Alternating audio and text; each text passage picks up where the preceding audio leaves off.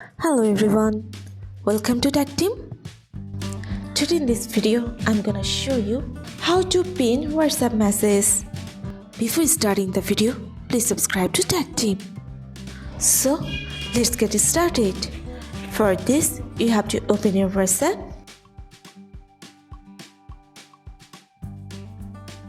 Now send a message.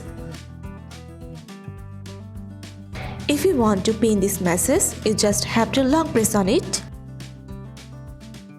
Click on three dots and press on pin. Select your time. Now click on pin. That's it. So this is how to pin WhatsApp message in your Android phone. So guys, that's it. You can do this. I think this video is very helpful to you.